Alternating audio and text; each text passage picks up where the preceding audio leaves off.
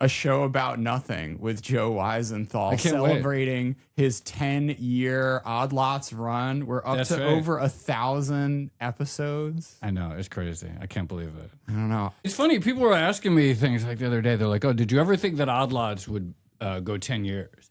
And it's so hard for me to answer that question because for the first 4 or 5 years of Odd Lots' existence, it was such a very minor aspect of my life. It was not particularly important. Not very many people listened to it. I had other things going on. I was doing TV for a lot of time. I was an editor, was in the Bloomberg newsroom for a while. And then Odd Lots was just this little side project. And once we had hardly promoted it, and it was just an excuse to talk to people that we found interesting. And then it sort of blew up in 2020 and 2021. And it went from being this sort of fairly nothing aspect of my life to my entire job. It was basically, by 2022, it became my full-time job, et cetera. And so then it was clearly. But, those early years, the question of would we be doing it in 10 years, I don't think it would have never been asked. I would have never even thought about the question just because it was not on it was not that kind of project. Well, then the other question is media has evolved to in 2025. This is kind of the dominant format of creator led, cover whatever you feel like. Yeah. Which is kind of where a lot of people get most of their news. No, I know. This whole thing where you sort of, whether we're talking about a podcast, whether we're talking about a newsletter, whatever it is, and of course, we have both, Odd Lots is both, you have both a podcast and a newsletter. It has evolved to be the dominant thing. But when we started it, again, going back to 2015, it was just the moment where podcasts in general were getting a lot of hype because Serial, remember, was a really big thing. And I just remember, I turned to Tracy, my co-host, was let's do a podcast, but we had no idea what we wanted it to be, etc. The one thing I'll say is that coming from the internet, and I have to, unfortunately, a huge, my whole career to some extent has been built on me posting on Twitter, etc. So I guess I've always been sort of comfortable with this, I don't know, direct to consumer media of sorts, where it's just me talking sort of, or me posting or whatever. That's always felt very natural to me.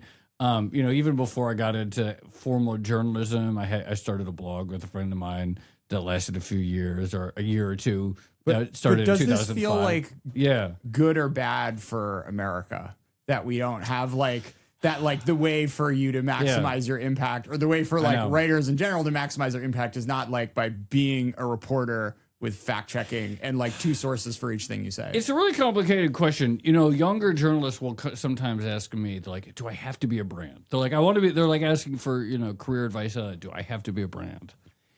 And I hate to say it, but a lot of times it's you kind of, it's kind of important. I don't think you absolutely have to be, but the number of sheer you look around the media industry, the number of sheer sort of staff jobs where you can just be a reporter, it's not growing. Yeah. It's pretty obviously not growing. Now, all that being said, I think today, I've been thinking about this a lot lately. I think I worry less about format evolution than I used to, because there's always going to be new formats. There's going to be short form video. There's going to be whatever. There was the whole pivot to video thing that a lot of newsrooms tried in 2016 or whatever. There's going to be live streaming, etc. There's always going to be new stuff, right? And we don't know what they're going to be, and it is impossible to know. I sort of think that basically people shouldn't worry about it so much, that it's actually all a little bit overhyped, that if you have something to say, that if you can find good guests, that if you're a domain expert in some area, you're probably going to do okay, even if the expected format evolves over time. The absolute most important thing, I think, though, is to have a lane and to attempt to at least be deeply knowledgeable in some area. But on the question of good, bad for America, I don't love it. I think that the era of newsrooms with a capital N, and of course, there are still some newsrooms that are thriving. Bloomberg is one, Wall Street Journal is one, New York Times is one, there are others, etc. I think newsrooms are good. I think, they all have their biases, whatever. But I think the idea, there are a lot of bad incentives from the sort of individual, independent journalist, creator form of media. Sure. I think there's some amazing individual news writers, amazing podcasters, etc. But I do think it creates some not great incentives where everyone is clawing for personal attention for them, where the person is so intimately bound up with the words. I think that is actually the key thing. Look, everyone wants attention. It's the idea of chasing eyeballs is not some new thing that exists from the era of short form video. It's not some new thing that exists from the internet. TV networks were chasing eyeballs forever, right? There's always and newspapers have always been chasing audience, etc. So that itself isn't news. If it bleeds, it leads. These are things that people have been talking about forever. Yeah. Newspapers famously in America, historically incredibly sensationalistic, etc. I don't think that is the issue. People have always tried to get attention. What I think concerns me more than anything about the development, the trajectory of media, is this idea is that there's no separation between the words and the person, by which I mean you read some text in a book or you read some text in a newspaper, you evaluate the text. Is it compelling or not? Are the arguments factual? Does it seem factual? Is it sound? Is there a logical structure to it? When there is no separate, nowadays, I look and see no, it's Jordan to me talking through this screen, etc. And I might have some opinions about you. I might have some opinions about the way you look. Whatever it is. And so I'm not just saying your words, it's Jordan talking to me. And so I no longer am evaluating the text or the words on their own. It's part of a person. And I don't think that is great, because when it's person to person, then we try to impress each other. We try to combat each other. We try to one-up each other. We judge each other on the individual basis beyond the arguments. And I think that's the part that worries me, which is that there is this direct fusion of the content and the person, and that distracts from evaluating the written word on its own merits. Yeah, it's interesting because I feel like it kind of tugs me, at least, in a less inflammatory, safer way, where I feel like I'm playing a repeated game, and like if I write something which is incorrect, it would, quote unquote, like haunt me a lot more than like if I was some byline in Reuters and then there was a correction and like no one's gonna remember who it was who wrote the thing that was wrong. Yeah, I think that makes but that's not everyone. But that's not everyone. That's most people, actually. But you're right in which, that I think we are all playing something of a long game, ideally, and one episode of anything is just not that big of a deal. One edition of our newsletters, it's not that big of a deal. It's funny, sometimes at the end of the year or something like that, there'll be journalism prizes or whatever, and they'll be like, "Oh, submit your favorite, submit the favorite things that you wrote for this prize, or submit your favorite episode." And I have to say, I don't think along those lines at all. Like, I never think in terms of my favorite episode of the year. I mean, sometimes, but to my mind, the unit of journalism that we're talking about is the series of podcasts itself. It's the rolling conversation. It's the community. It's the sequencing, etc. They all go together. No one episode is particularly important. It's the fact that we're on this process of we're learning about something over time. We're on a hunt to find the most interesting guests. We're learning along with our audience about this topic or that topic. It's all new to us, just like ideally it's all new to our audience and so forth. The entire thing together combined is the sort of work product that we're aiming for. Whereas I think in an earlier form of media, it really was like that big investigative piece, that big feature piece, et cetera. The scoop, et cetera, that was the sort of the unit of journalism. And again, there's still plenty of room for that. And it's not like that's going away. But for like what you and I do, what we do, I do sort of think it's like the whole thing is the thing. Yeah, it's funny. Like, I've heard you been asked this, why haven't I written a book? It's the same thing I get from my parents. And the answer is like, I've been doing one project in the time I could have written 4 books. Right. So it's like, this is actually an incredibly sort of deep, like, spanning, engaged, focused thing. It's just that the output is not me banging in this room to like craft a sentence, but it's like me taking my audience on this broader like it's a journey of exploration and learning. Yeah, that's exactly how. Who knows? I love books. I read a lot of books. I love them. I don't think. I mean, to your point, yes, absolutely. I mean, that's exactly how I feel. On the specifics, though, it's like, man, write a book seems like a lot of work. And I don't know what I'd write a book about. And the thing is, like, the marginal podcast does not seem like a lot of work until I look back at the end of the year. How many you've done? Yeah. I know. But the thing is, it's like, look, the thing I like about the podcast format is, let's say we do an episode about the trade war or something like that. I get nervous because what happens in between the time when we edit the podcast and when the podcast comes out maybe 3 days later, anything could happen, right?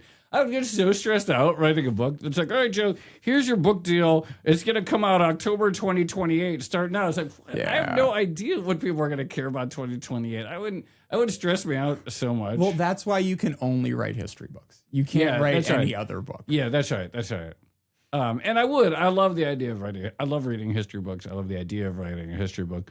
I don't know. Maybe I'm not fucking Aaron Ross Sorkin. Like I don't have time to do this and be a dad and like hang out in the archives. No, certainly right now I do not have the time. So yes, that's my simple answer there.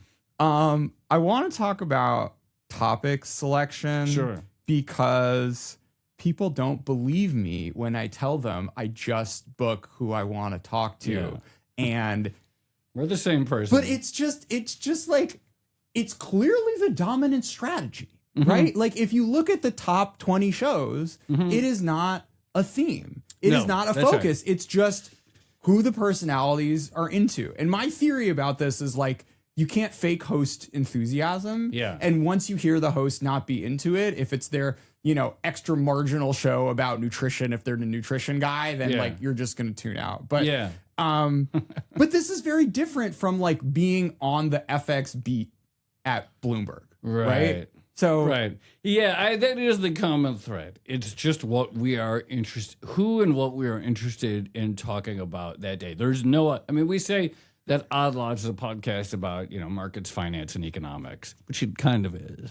But that's just like the Venn diagram. Yeah, that's right. That's just a Venn diagram. Today, we're recording this December 15th. We had an episode with this guy who owns a media company for outdoorsmen, for hunters. And we talked about the history of hunting in America, how hunting was very important in terms of one of the early industries of the 13 colonies, how hunting is different and was different in the New World versus in Europe, and why that contributed in part to the revolution. And then also how hunting is the rare industry in which the hunters themselves wanted to be taxed as a conservation effort so that hunting could exist in perpetuity. Anyway, the point is, we just thought that was an interesting topic. It's not the trade war. It's not anything. It's not, you're not going to make a trade based on that, et cetera. It was just interesting to us in that moment.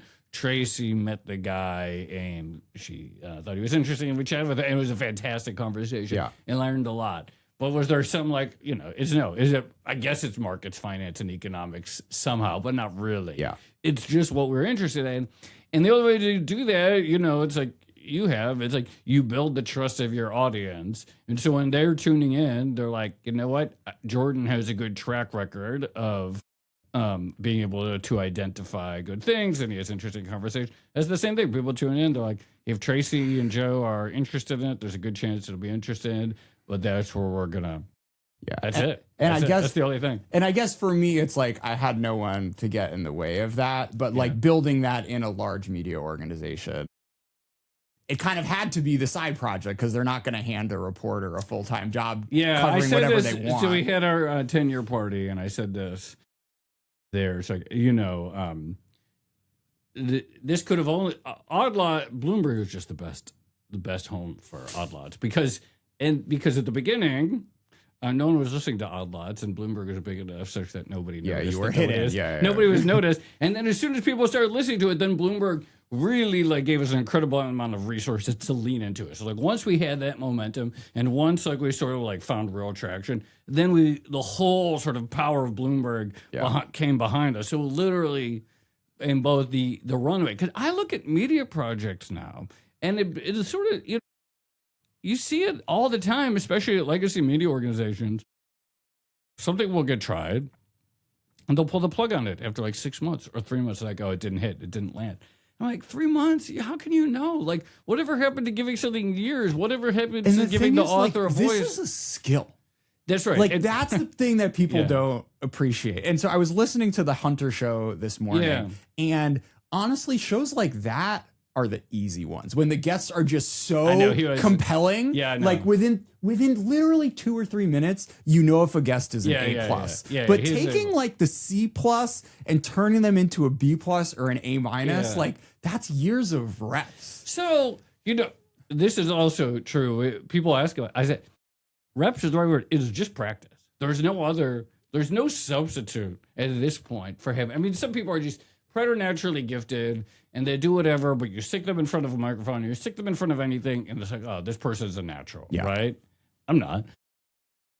It's just, I mean, you go back and listen to the first couple of years of Odd Lots, and it's just like, I would never go back because it's too painful to listen to the first couple of years of Odd Lots. But it's just a matter of practice and just putting in the reps and doing it over and over again and figure out what makes a good episode and the patterns and all these things. But there's no substitute for now having done it, I guess 1,000 times. Yeah. On what dimensions do you think you guys have gotten better? I'm just more comfortable. So I know what a good episode is. I know, I know what a good episode is. I know it's someone who has a deep reservoir of technical knowledge and can enthusiastically talk about that in plain English that is understandable to anyone. So I don't even know if I could have articulated that to the same degree a few years ago. Just like knowing what a good episode is. And it's also like cueing, like understanding those 5 clauses in the sentence based off an article someone wrote, or like watching 10 minutes of someone talk on YouTube. That, like, understanding that translation, you need to map that. That's having done all the shows and see who's good and see who kind of doesn't live up to their written material. One thing that I always say is, like, the highest praise that we can get for an episode is someone says something like, oh, I was listening to that and I was hoping you would ask that question, and that was the next question you asked. And that's just the kind of thing, that's practice, I suppose. I think just sort of building that intuition of where the conversation should go. I'm just more comfortable in front of a microphone than I used to be. I mean, I used to just be much more nervous, etc. I've tried to, without complete success, wean all the little ums and uhs and likes out of my of my conversation. I think I'm better at that today than I was several years ago, and I'm going to get very self-conscious about all the verbal tips that I say. I'm better about that.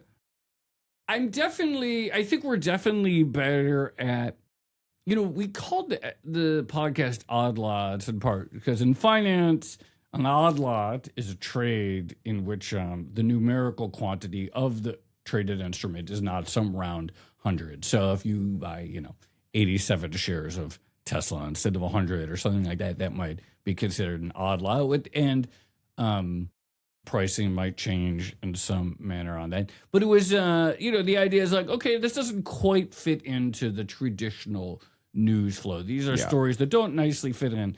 We're much more off the news than we are now. Now it's a bit of a mix. So we'll have very timely episodes. We'll talk about something that just happened in the market. We'll talk about some development in the trade war or whatever. But we'll also have the the occasional episode that has nothing to do with anything in the news, such as today's hunting episode.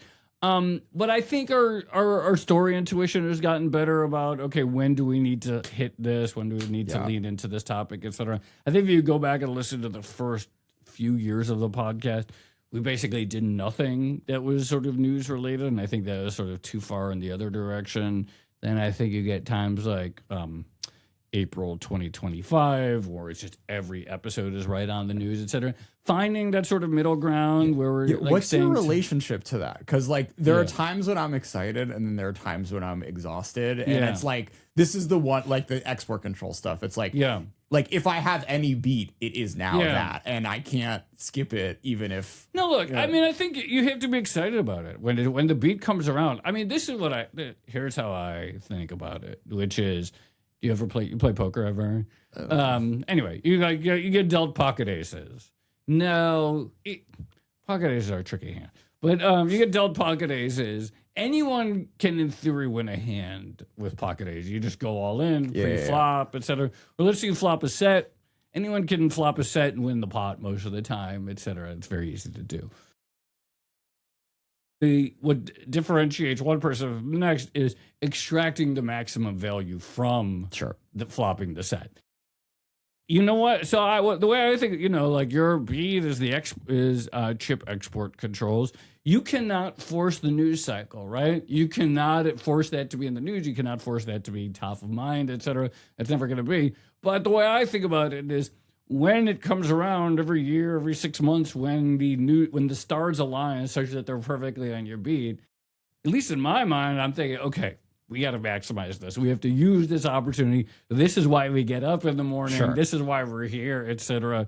It's for this moment. So I get, April 2020, I was completely energized because to my mind it was like, this is why we're here. This is why we're in the news biz. Yeah, I mean, I guess it's like, it's exhausting as hell. It's exhausting, and I think because I am like half journalist, half think tanker. Yeah. And I like actually care about the way, well, everyone cares about the way the stories play out, but like I am at some level trying to like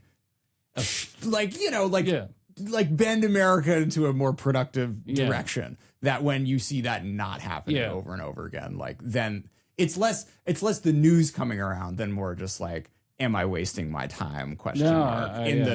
More like, policy education completely. stuff. Yeah, completely.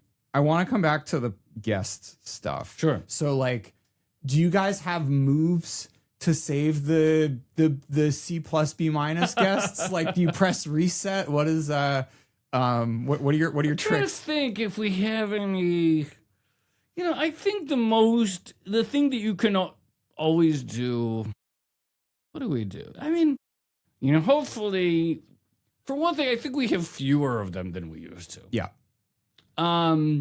We've gotten better about, again, it goes back to this thing is because we actually know what constitutes a good episode in a way that we can articulate in a way that we might not have been able to articulate a few years ago. I think we just have, I think our guests are very good. Our guests are consistently very good, but some are still better than the others. I think the most important thing is to just ask about very specific things, to get away as fast as you can from generalities, as fast as you can. It's like, what did you do this morning? What did you do when you logged into your computer? What kind of emails did you do? Whatever it is, try to get as specific as you can, where they're just answering things that no one else could possibly know the answer to already. The worst episodes are ones, and it so happens where like a guest just talks once, like, they're implicitly selling something. We don't do a lot of episodes with elected officials. We do sometimes, but we don't do many. That was going to be my next thing. Famous people and politicians are like the famous. So politicians and CEOs, I think, are what I would put in the category of high risk guests. Yeah, by which there is a good chance that this person is just going to come on, that they're going to be incredibly media polished, that they're going to have been trained to say 5 things over and over again. You can really sort of cut off a lot of left tail risk, I would say, by just being aware of the fact that certain types of guests have come with a certain types of risk. They're going to be salesmen-y, they're going to be speaking generalities, they're just going to sell themselves, et cetera. Even we've had good conversations with CEOs, and what we try to emphasize with them is like, yes, we know you're going to talk about your company. It's inevitable. That's fine. Go ahead. But we're really here to learn about the industry. Yeah. And we want to learn how our listeners are not going to like it if you're just like pitching your company. That's not why you're here. Yeah. But if you can explain, I thought we had a great episode recently with Max Levchin, the CEO of Affirm, which is one of these buy now, pay later companies. Sure. I learned a lot from that episode about, I didn't know anything about how BNPL like actually worked. Yeah. You see it talked about everywhere. You see the buttons when you buy something. Because the executives, they do have unique. They definitely have many of them. Yeah, that's right. If you get them in the right moment, if they understand why they're there, and they're not like scared. You got to get them not scared. They're not scared. I think also part of it is actually some of the conversation with you that you have with them prior to sitting down. Like you tell them, it's like, look, if it sounds like you came on just to like sell how, I mean, Max didn't do this, but if he had come on, just kept talking about trash your competition. or how great a firm is, how everyone should just switch to a firm. No one's going to like that episode. Yeah. It's not going to do anything for you. Yeah. But if you say, look, like we always tell them, we have, and I believe this is true, but I say we have the most sophisticated audience in the world. There is no amount of technical depth that will ever be too much for our audience. If you say some acronym or mention some piece of data that we have never heard of, that is fantastic. We may stop you and say, wait, tell us what that acronym means, or put it in plain English. Yeah. But go ahead. We always say, if you're like at an industry conference, imagine that you're at some industry conference on stage talking to all your professionals. Feel free to go at that level. Yeah. And then again, if there's something that we don't understand, we'll say, wait, stop and clarify that. So I think actually one way to just sort of like, eliminate the possibility of sort of dud episodes is to just talk with them in advance and they understand like, okay, this is what will constitute a good discussion. You know, another like, is this good or bad for America thing is the rise of these creator-led podcasts as like the center for even political discussion, right? And there is this bias towards being nice to the people.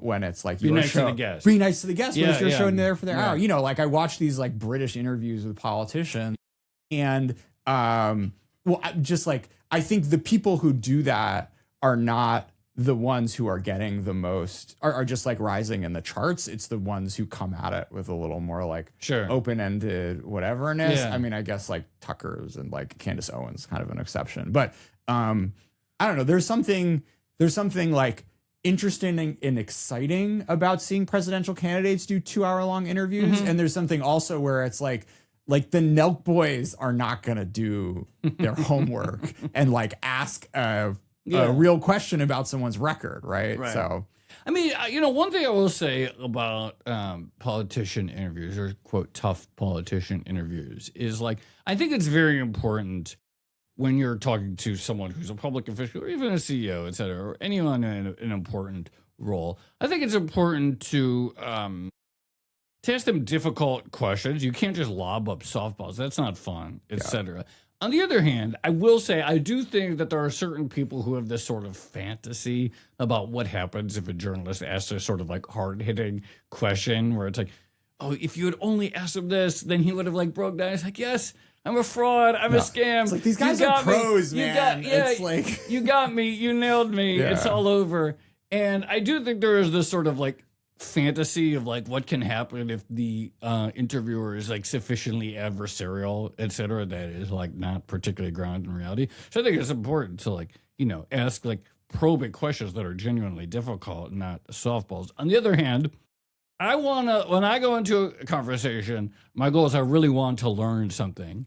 And I really want to hear the strongest version of the person's argument, whether I am skeptical of it, whether I'm inclined towards it, whatever. Most of the time, what I hope to get out of an episode is that I learn the strongest version of their argument, and that it's a conversation. That it's a conversation. So, you know, again, the appropriate level of like toughness to take obviously varies.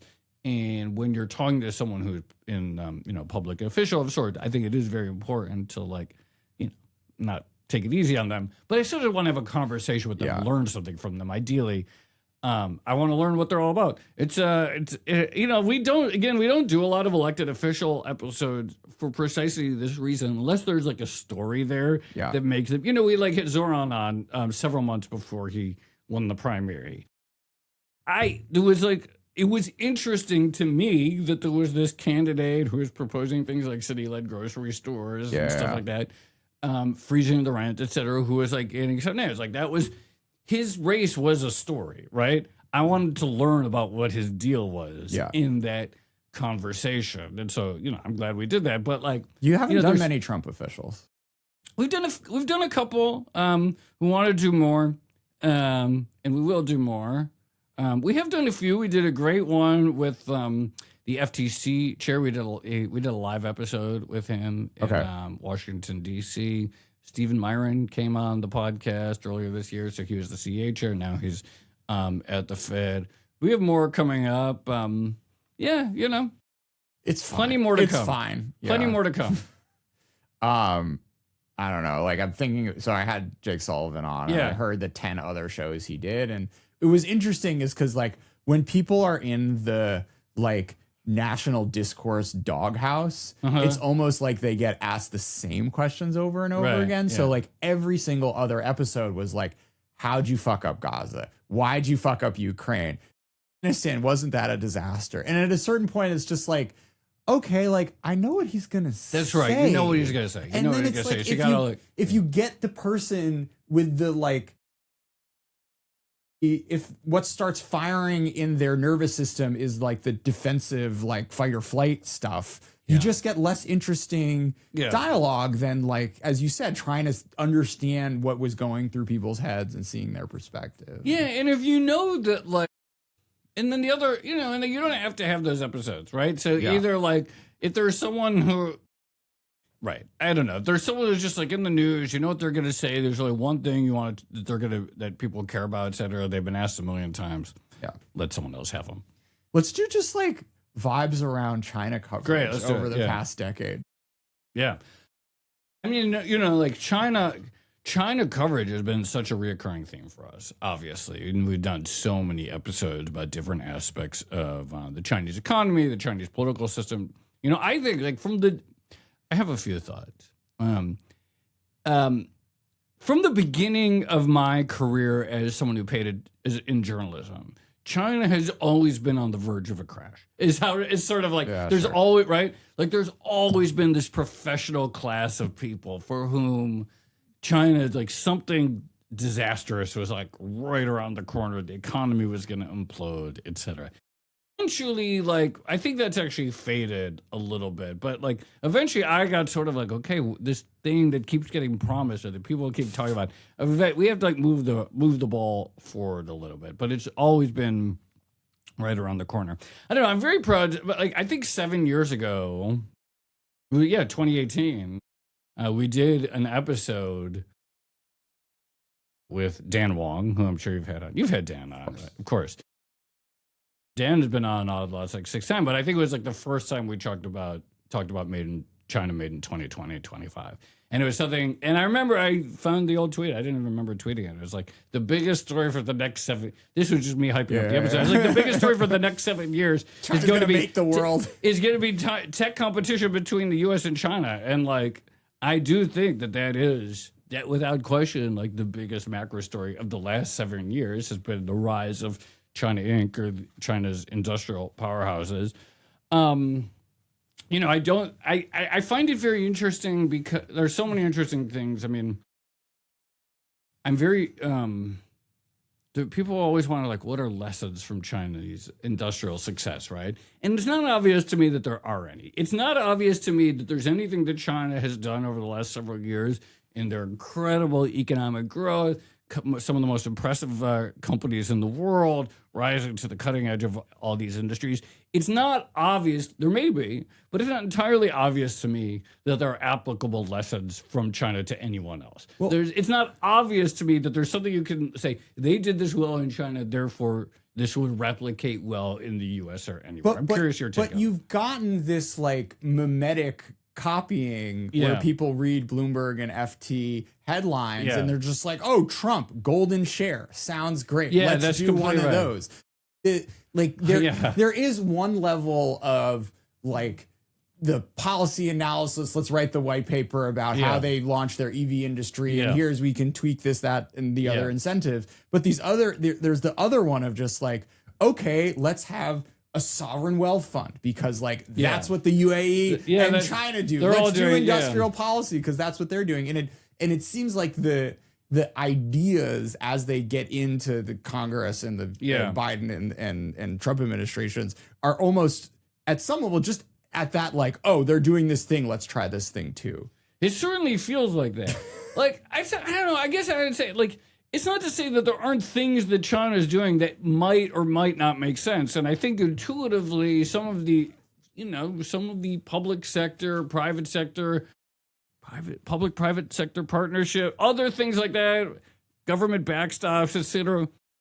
guaranteed demand, guaranteed offtake. A lot of this makes a lot of sense, sort of intuitively to me. So that's fine. Adam Tooze, there was some interview with Adam Tooze recently, and this line has been rattling around in my head for the last several months.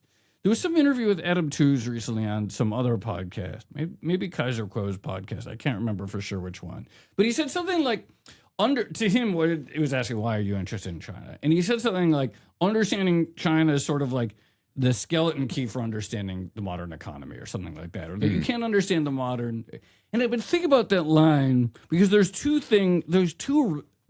interpretations of that line that I find to be very interesting. So one is sort of like modern as in contemporary, as in, well, it's happening now, therefore it's modern. China is making all these great gains and all this tech is happening right now. Therefore, if you want to understand the modern economy, you have to pay attention to China, right? So EVs, batteries, maybe open source AI models, all this other stuff. If you want to understand what's happening right now, you have to understand what China is doing this way. So that's one reading. There's another way, and I don't think Adam meant it in this, but there's another way of that word modern. When I think of the word modern, I think of sort of man's ability to sort of control nature around him, right? That we no longer live in a world of magic and superstition, of whatever, that we have this ability to shape our surroundings through rational application of science or something like that. When I think of modern man, right? That we are capable of deciding this should be here and that should be there. This should be there and that should be there. And this should be that role and whatever. And this should be where we put the trains. Not modern as in contemporary per se, but modern as in the ability of a society of individuals to sort of shape the world around them in a sort of rational way. And I think from America right now, we sort of look on China with a little bit of envy because that looks like what a modern society in that definition should be. I'm not saying it's actually the case, but it looks like this is a country that is rationally applying science to the world around it and making decisions. And when people look at the United States and they look at all of the various culture wars that are happening, and you look at all this waste and all these other pathologies that we could list forever, and so there's no need to get into them, there's something sort of postmodern about American society right now. Well, and so I think part of the China mystique from the perspective of an American journalist such as myself is actually the sort of literal idea of here is something that is what appears on the surface. I've never been to China. I don't speak Chinese. So it's I'm just the most ignorant observer. But what appears to be the sort of modern man, if that makes sense. Yeah. Well, you didn't mention power. And I think this sort of state power, that is the most weird, confusing part of it. And it's you can turn the industrial policy dials up and down. And there's lots of different countries that have done it different ways at different time points. But the sort of the weirdest part of it, and I think this is when you need to go one layer below the Chongqing, AI slop, propaganda videos, is the sort of the dimensions on which the state impacts the economy and individuals is at a way different dimension than what we see in the US. And America has kind of made a bet for the past 75 years that just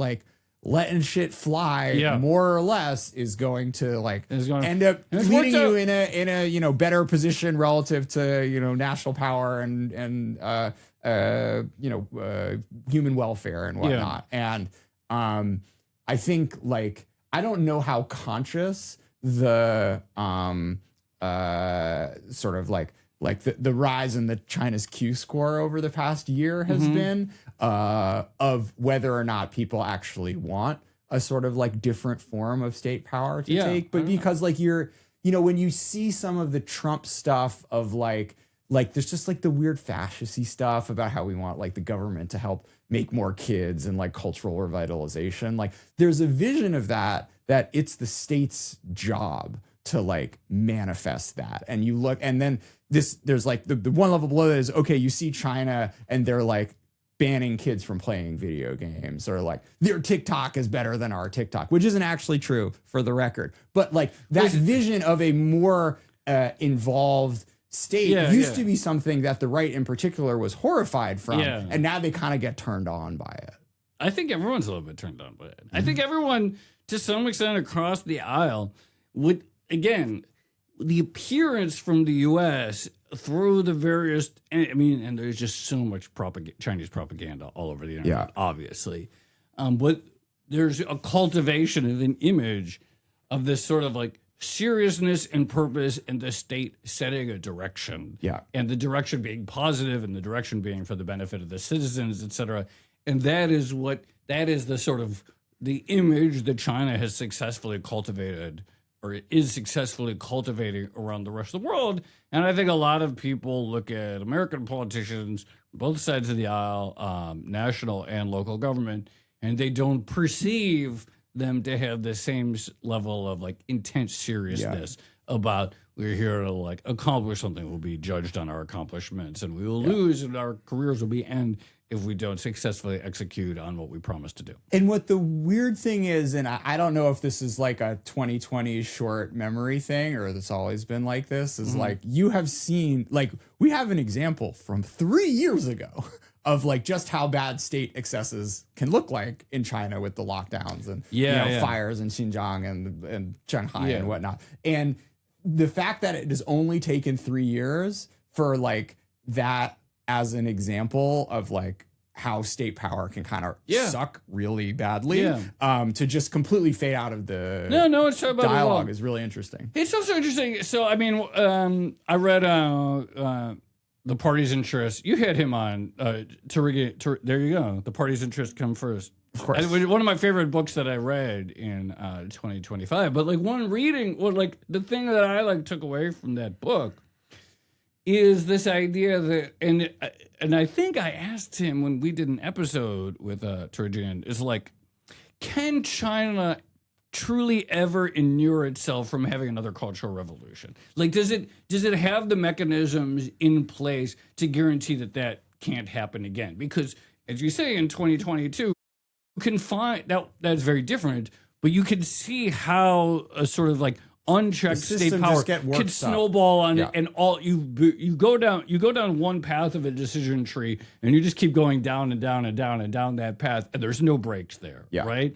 And so one reading of his book is like, it is really the story of like this constant fear within the party of like, how do we avoid ever having the Cultural Revolution experience again? And can you actually guarantee that doesn't happen? Because it does seem like that sort of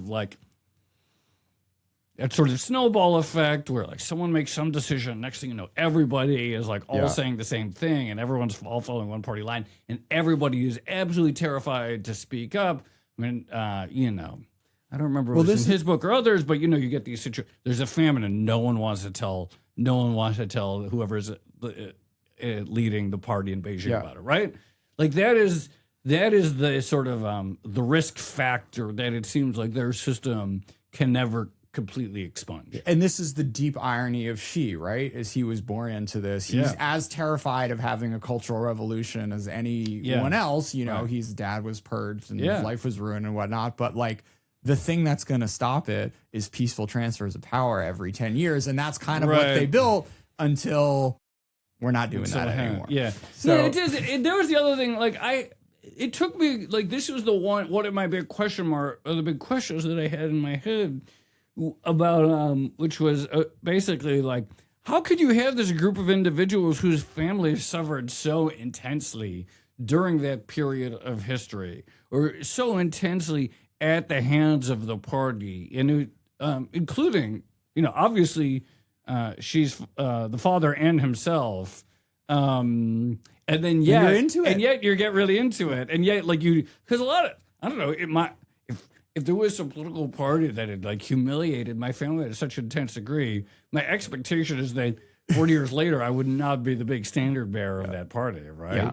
And I thought the book did a really good job of like, okay, I can sort of like understand how that can happen. Well, and it's interesting because like, I think like towards the end of Who, we actually saw the Chinese state at like a nadir of power, really if you look at like the past 30 years or whatnot. And now we've had it turn back up by this guy who like sees the excesses of it, but thinks he needs to have the state power in order to like stave off the worst. Did you read Kevin Rudd's book? I have not. Oh, it's incredible. Really, I'm surprised. It's has he been on ChinaTalk? No, it's because I'm lazy. It's like he makes the argument. That's a great book. You should really read it. That really helped me understand. It really helped me understand quite a bit. He made the argument that really there was a trend in place that started under Who, that there was like that some of the trends in place right now, this sort of the sharper nationalist turn, etc., was a natural thing. There was a natural thing that was already sort of like on the rise. That at the end of Xi's predecessor. Anyway, that's a great book. You should read it. Yeah. If you took the more policy entrepreneurship bent, and we were ever to take off the journalist hat, like what could that look like? What would that look like? If I like a non-journalist me, like a different version of my life, or just like I think like there's a version of some of the contemporary odd lots, particularly the newsy coverage, which like could turn into something that's more prescriptive, right? Or just like not even turn into something, but could like build into something that's more prescriptive. For instance, we're talking about like state power and industrial policy right now. Like I could see you doing 10, 20 episodes that sort of are all focused on like answering this question of do we do the demand versus the offsets? How do we do this for different rare earths or whatever?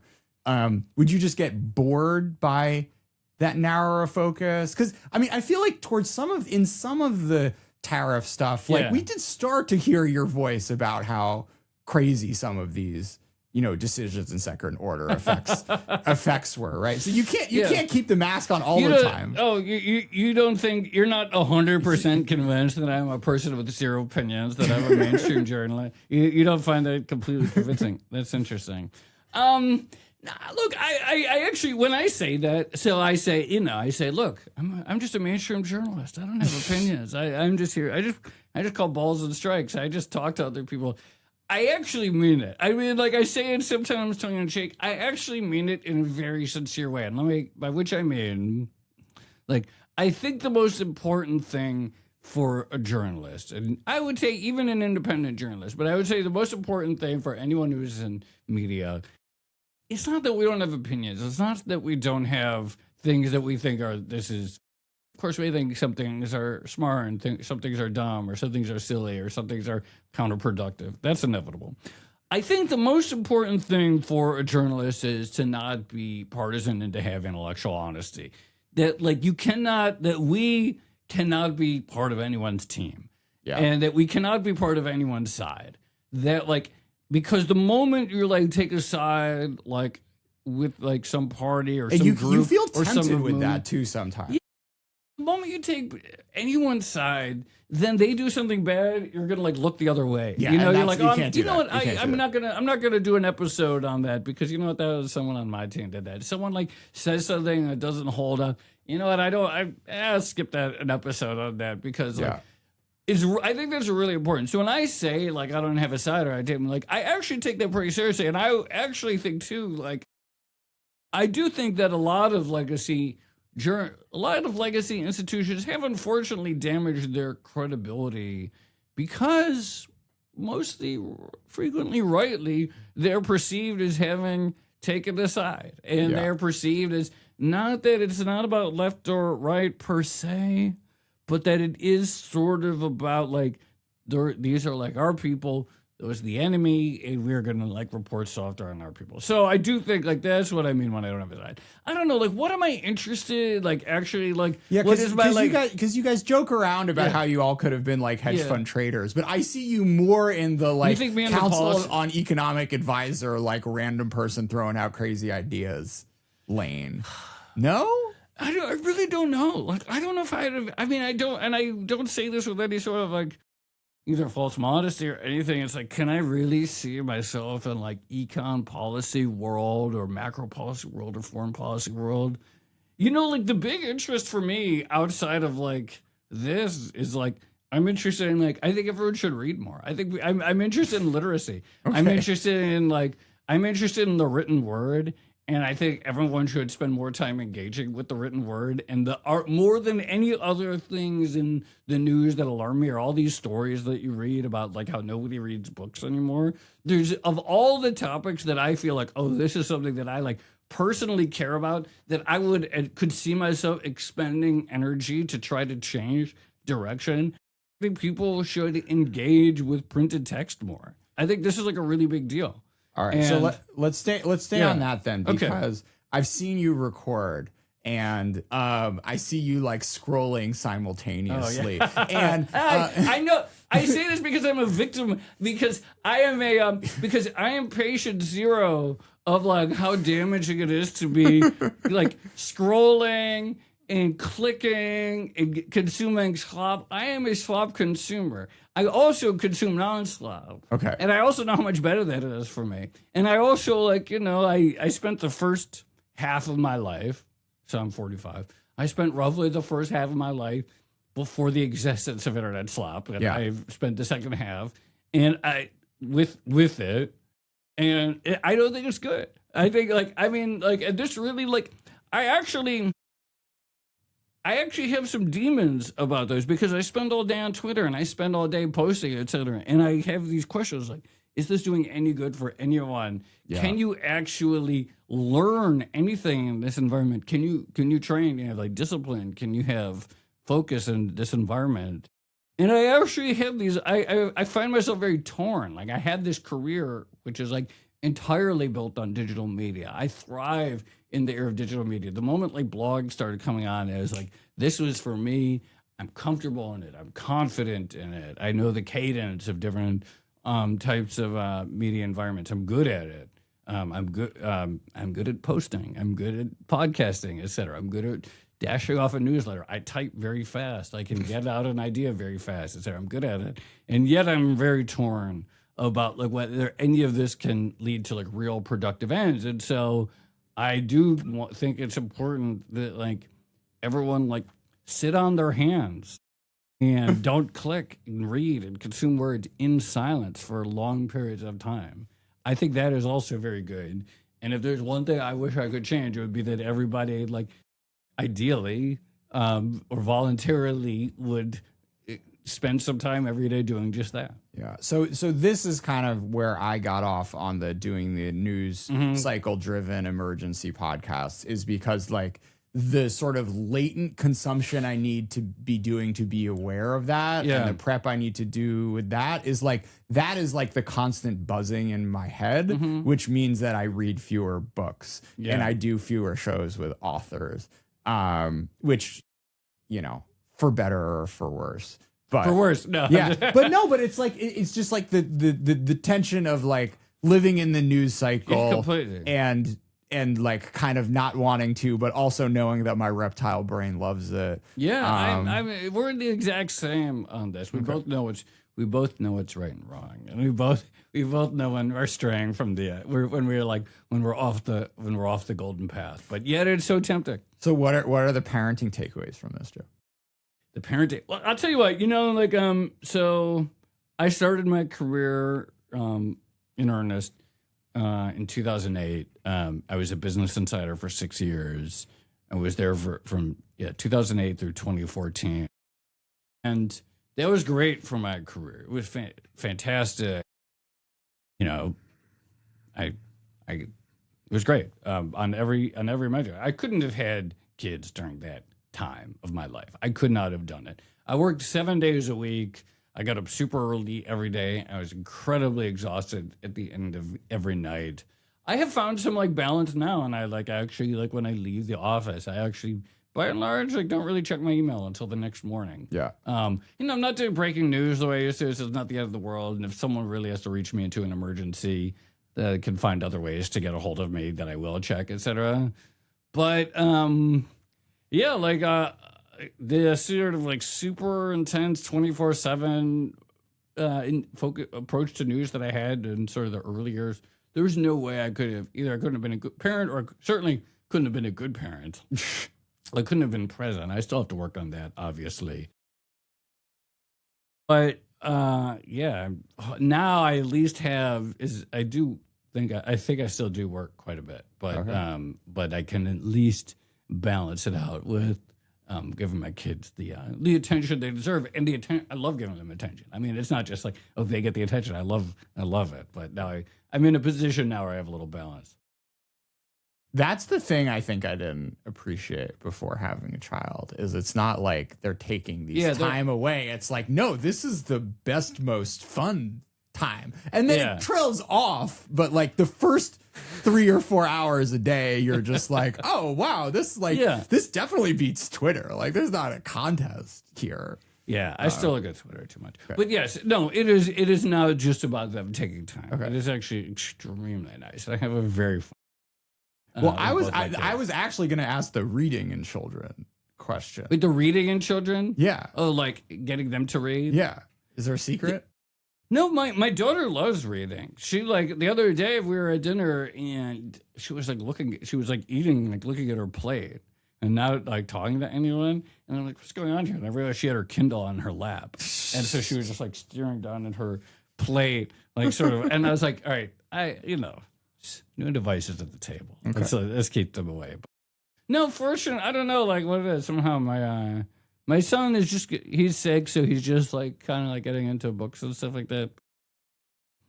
No, I am not I don't know about you, but I am a moderate on the sort of like children and screens question. Okay. Like I don't, all these people is like, oh, my kids never like look at a tablet, or they never like, that's crazy to me. I watched TV when I was growing up. I watched a lot of TV when I was growing up. It was totally fine. I just think that balance in all things. Okay. Yeah. I don't know. It's hard because like the smartest people in college were the kids who didn't grow up with TV. Yeah. And I don't know if that's like a correlation or whatever, but it has kind of, that fact has kind of stuck with me. Yeah. That at the same time, like parenting without television seems like a hard thing at some point. Were the smartest people in college like the happiest after college? I don't know. Yeah, and then also like, was it because they didn't have screens, or was it, here's the thing, like my family, we did have TV. I actually watched a fair amount of TV, but I also like, there were aspects of my childhood that were a little bit different than other kids. So it's like my family was vegetarian growing up. I didn't eat any meat. My family was one of the only Jewish families in a fairly small town in Illinois when we were growing up, mostly sort of like I lived in Joliet, Illinois, so fairly small Jewish community. There were a number of things about my childhood, and we had TV, but we didn't have cable. But anyway, there were a number of things about my childhood that we like fit in totally fine, but they were just like different enough from our surroundings where there was like a little bit of like separation from me with everyone else. And when I look back, I put a lot of credit on that. When I think about my life now, I think I got a tremendous amount of benefit from just being like a little bit off from the mainstream, because then you can observe the mainstream. It's like that cliche, the fish can never know water. I think about that a lot, which is like, if you're just a little bit apart from everything, then you could see everything in a way. And so when I think about myself as a journalist, as a professional observer of sorts, which a journalist could be said to be, I do put a lot of credit on the fact that when I was young, we were just a little bit adjacent from the mainstream. And I think that built up some habits of observation and being able to describe things and see the world around me, not take for granted certain things as just being obvious, maybe make me question them a little bit. One of the things that I worry about raising kids in New York City is like, it's hard to be different in New York City because everybody is different. There's no mainstream. It's such a diverse place, et cetera. There is no mainstream culture in New York City because really New York City is just a collection of thousands and thousands of subcultures. And so it's impossible to sort of like stand against a mainstream culture which doesn't exist. So I worry like, oh, my kid's going to have that. Who knows? But I do think, so when you ask, like, when you observe correctly that many of the smartest people in college didn't grow up with TV, wonder where my mind goes, is it because they didn't have TV, Or is it because they had childhoods that were just a little bit different than anyone else, and that had some positive effects on their brain and how they see the world? I don't know. So maybe let's close on Judaism. I was going to ask you about raising kids in New York City, and we're recording this 2 days after the attack in Australia. 3 days ago, I was very excited to take my child to a public Hanukkah lighting. Yeah. And, you know, you've been here a long time. Yeah. I've also been here a long time. It's kind of incredible that this hasn't happened yet here, but it does feel inevitable. We're in a very weird media environment. We already talked about Candace Owens once. I don't know, just like being a Jew online is also a sort of weird thing. I'm not sure how much you feel it. I mean, it's definitely changed a lot since early on. You know, since the sort of the comfort that people have with public anti-Semitism, but really the comfort that people have with public bigotry, period, is sort of shocking to me versus 10 years ago, certainly versus when I was growing up. I mean, that's just the fact. I don't even think it's necessarily about anti-Semitism or Judaism per se. I just think the comfort that people have with bigotry in general in public discourse and being online, even private, that's a massive change from not that long ago. Yeah. Just, I don't know, the way I live every day and try to enjoy it. That's a nice enough play to end. Thanks so much for being a part of ChinaTalk. Thank you for having me. I'm a big fan. I'm a huge ChinaTalk fan. One of the few emails that I actually I subscribe to a lot of emails. I don't open them all. ChinaTalk is an exception to that, and so thrilled to be here. Well, thank you. Oh, sorry, we got to ask one more question. Yeah. So I am extremely jealous of the name Odd Lots because I do feel like I box myself in a little bit with ChinaTalk. Like I have other ones. I got like Commanding Heights. Like I think ChinaTalk's great, but I guess just like the Jordan Schneider show, I don't really want to do. But I do think that there is some trade-off or something I'm leaving on the table. You think so? Well, it's like half my shows. Maybe a third of the shows like China doesn't come up. Yeah.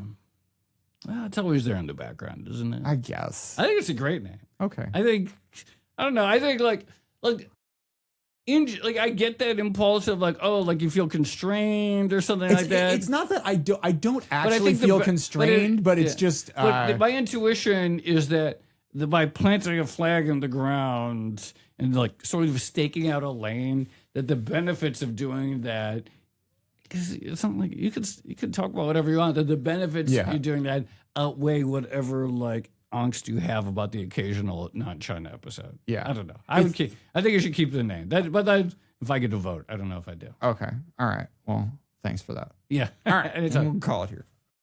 Thanks, Jordan. That was fun. That was really fun. Merch. I get merch.